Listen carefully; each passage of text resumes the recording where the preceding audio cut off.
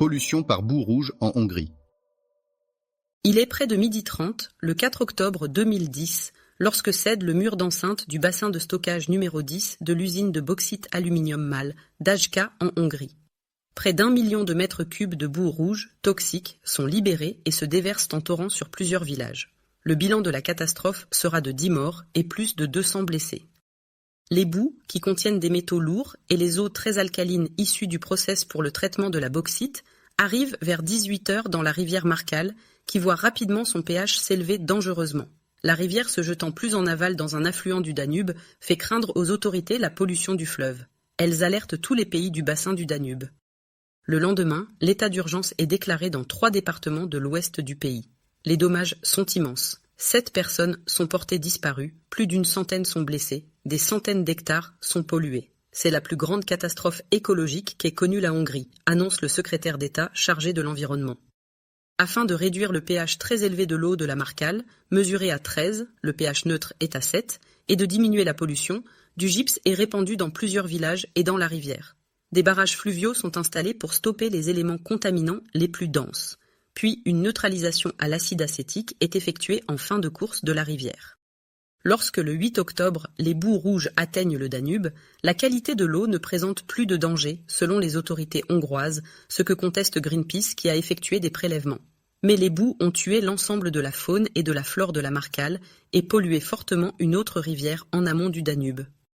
Le 9 octobre 2010, une nouvelle fissure est détectée sur le mur du bassin et la population de plusieurs villages est évacuée. En urgence, une nouvelle digue, de 5 mètres de haut et 400 mètres de long, est construite en 48 heures.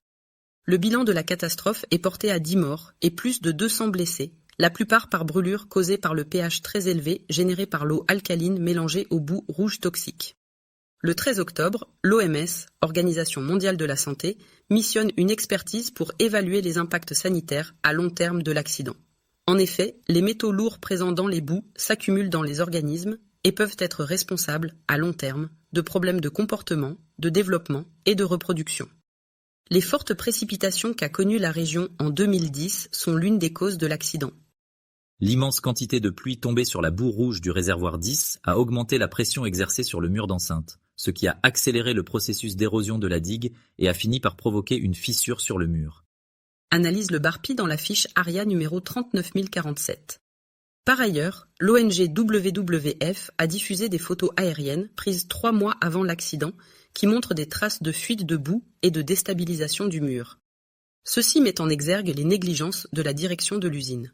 En 2016, un premier jugement ne reconnaît pas la responsabilité de l'ex-directeur de l'usine et de son adjoint, et les relaxe. Mais un procès en appel rend un nouveau verdict le 4 février 2019. L'ancien directeur est condamné à 2 ans et demi de prison ferme et son adjoint à 2 ans. 7 autres prévenus écopent de peine avec sursis. Tous sont reconnus responsables d'homicide par négligence et d'atteinte aux biens publics et à l'environnement.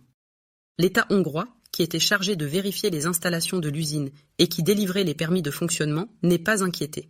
En septembre 2011, l'usine MAL avait été condamnée à 500 millions d'euros d'amende par les autorités régionales hongroises chargées de la protection de l'environnement. En défaut de paiement, la société a été nationalisée. Malgré les sommes importantes investies dans la dépollution, des centaines d'hectares restent interdits à la culture.